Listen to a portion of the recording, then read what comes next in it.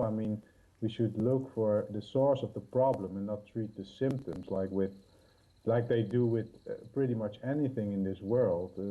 It's always we're never preventing the problems. We never try to prevent the problems.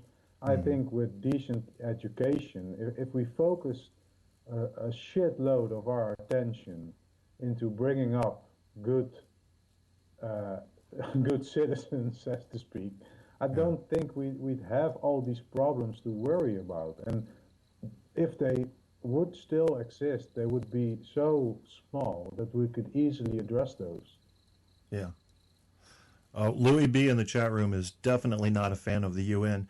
What I like to ask people who are this passionate about it, as Louis B seems to be, is what do you propose for a solution? Should we just completely strike down the UN altogether and have no international conglomerate power? Or should it just be restructured from the ground up? I mean, what's the solution? Because we're always talking about the problems. It's easy to point out the problems. And regarding what you said specifically, RD, yes, the problem starts in the home. I agree with that. But I don't think that'll ever be fixed because there will always be some percentage of the population that doesn't do a good job raising their children. So the question then becomes, what do we do with them? Yeah, we agree the problem happened in the home, but the crime happened from the individual.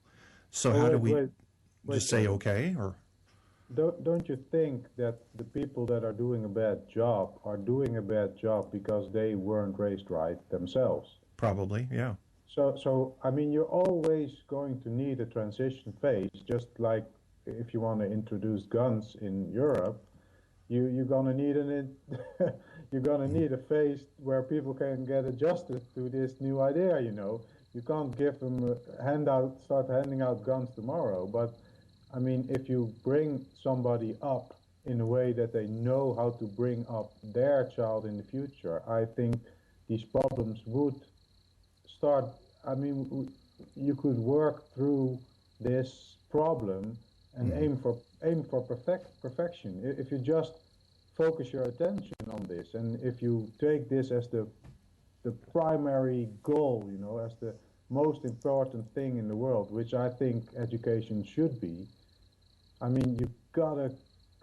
Children aren't brought up, and I mean, schools play a big part in this. They Mhm. don't learn how to think. They learn what to think, and Right. that's a huge problem. Yeah, it is. Are you talking about philosophy only, or are you talking about like critical thinking should be taught from a very early age?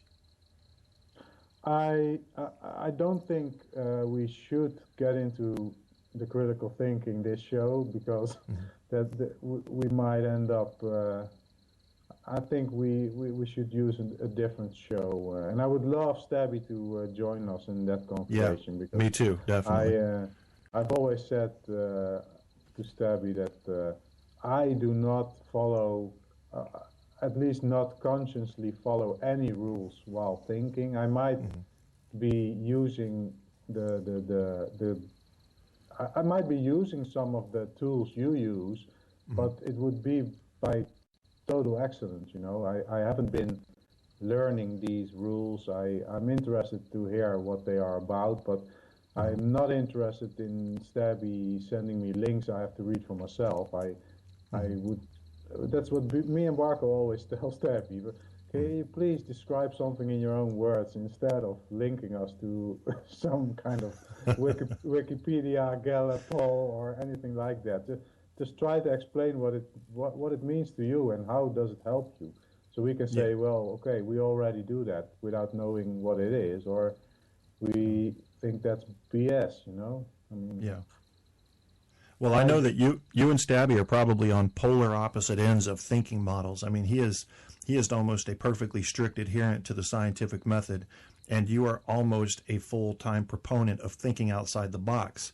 And I think both of them are equally powerful, but if you unite them, you can't get better than that. Following basic rules of evidentiary requirements, but also being willing to step outside. This is part of why I write fiction, man. And my fiction is not that great, but it is a fun exercise for me to get out of normal thinking. Because if you don't step outside of normal thinking once in a while, you don't make any new discoveries unless they're by accident in a laboratory. And that's what I love about it. It allows for possibility. And anybody that says possibility isn't important, should look at any sci-fi film from the 20s or 30s, because just about everything in them has become reality. So I think it's very important to imagine. That can pave the way forward. But what happens when you get too crazy on only thinking outside the box, in my opinion, is things like conspiracy theories have room to make it into your life and become a major issue. And if you don't require evidence for those, you could find yourself wasting a lot of time, resources, and fear on something that isn't a real threat. That's one of the things that concerns me. I'm not so much in the business of proving what is right as much as trying to help you strike the bullshit off your list, and by using the scientific method when it comes to preposterous claims. Ooh, Stabby says, I'm not your fucking teacher. I hear you. Well, I mean, I just think it would be an interesting mix, because I think you both, you know, I agree that if you're just a scientific thinker, you're going to be very narrow in the scope of your understanding of the world and the universe. That's pretty, I mean, that seems pretty certain to me, because that's a boring way to go. But it is a safe way to go. And I just look at evidence the way a court, an honest court with an honest judge, looks at evidence, an honest jury. You need to have a lot of evidence to necessarily come to a conclusion if you want to be strong in your conclusion. But I don't see anything wrong with pondering possibilities either, which a court of law would never allow. You don't just sit there and do hypotheticals, but that's where big thinking can happen. So, yeah, it's like Apocalypse is saying right now that he's saying that I don't believe in science, but he thinks I'm trolling. Let's say 99 times out of 100, Apocalypse will think I'm trolling while I'm being serious. Don't know why that happens, but it's probably because my opinion is too far out there. But that could be it. I think that it doesn't really matter if you believe in scientific data or in an invisible dude. It's both a belief, you know? And if you believe that your senses are telling you the truth, that's a belief also. That's true. I don't necessarily believe that reality is as we experience it. And I do think that with the latest scientific research, it is, I mean, there is this idea that reality is only revealing itself to us in the way it thinks we want to see it. But after we look away, it will probably go back to being itself. And that self is something that we have never seen. So I think that science is going to eventually prove itself wrong. And yeah, I mean, with the quantum mechanics and everything that every philosophy that is surrounding it, it's starting to do. I mean, it's like if you keep making the stuff that you don't know bigger, you do know less up on me. Of classes. Sorry, you're looking up on. Well, what it comes down to, are you hearing me okay again? Yeah, you sound fine now.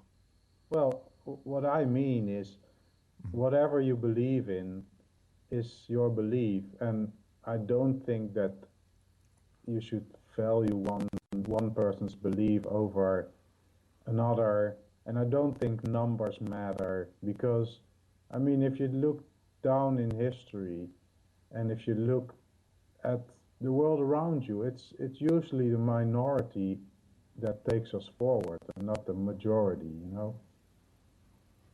I guess. I was looking at something Stabby said in the chat room. He said, chemistry and the laws of gravity work. You don't have to believe them.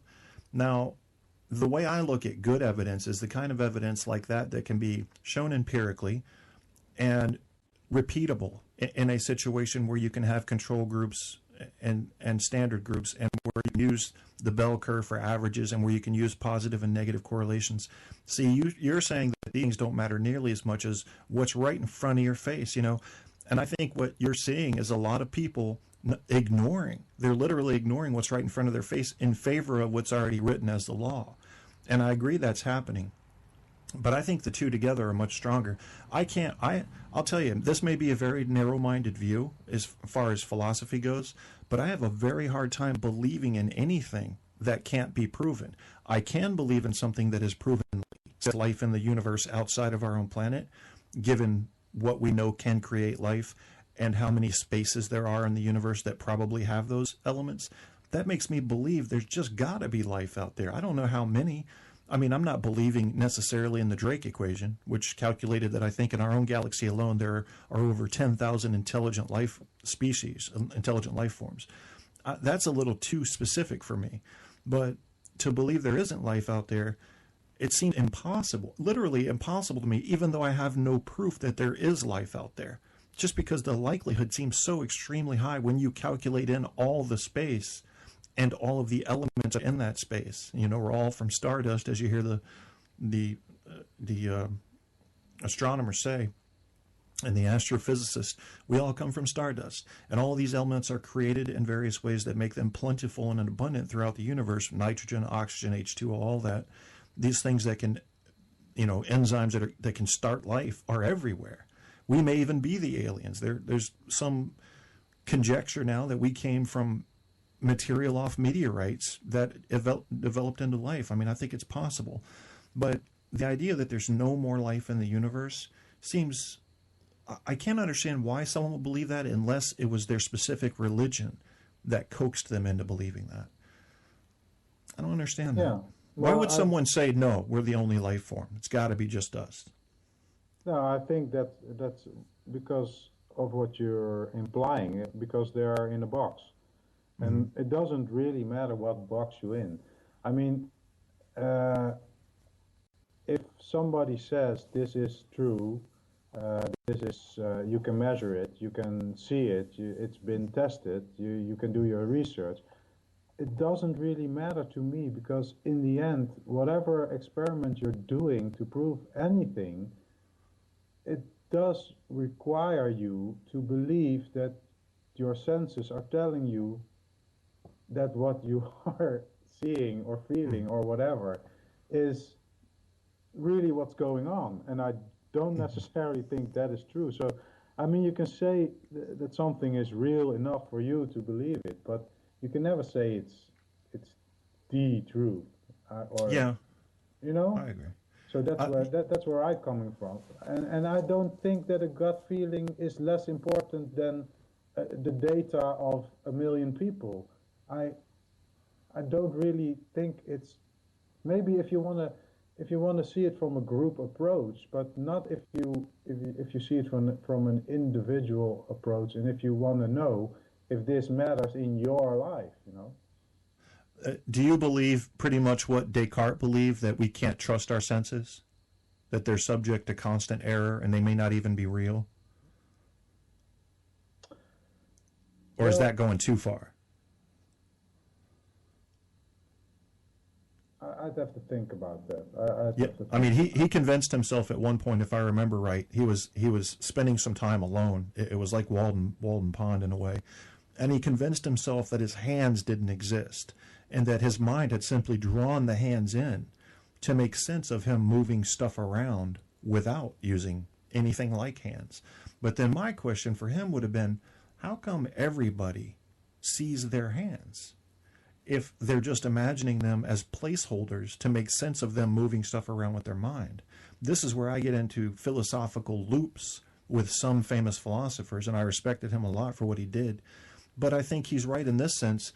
We really shouldn't fully trust our senses. For one thing, I think we're incredibly limited on how many senses we have. 5 is not enough to understand the universe. There may come a time in human evolution or even human modification, whether it's genetic or by computers, where we have 100, 200, 500 different senses. And you're going, Kevin, what more could we possibly sense? We don't know, because we haven't sensed it yet. We don't know it exists. Once we find out a way, just like radio waves or any of the number of light waves on the spectrum that we can't see, until we know how to measure it through some kind of weird scientific experiment, we won't even know that it exists. So we could continue to develop these senses and get a more complete picture of the universe. But I think 5 is definitely a small amount. But what you're saying is, I think you should trust your senses just as much as you trust any study. But the problem I have with that is people do not agree on what they're trusting with their senses. And when you get these studies, you find almost universal agreement on what's happening. So that gives it more merit to me. That you said, coming from a group approach, that gives more merit to me when everybody's seeing the same thing, even though I realize groups are subject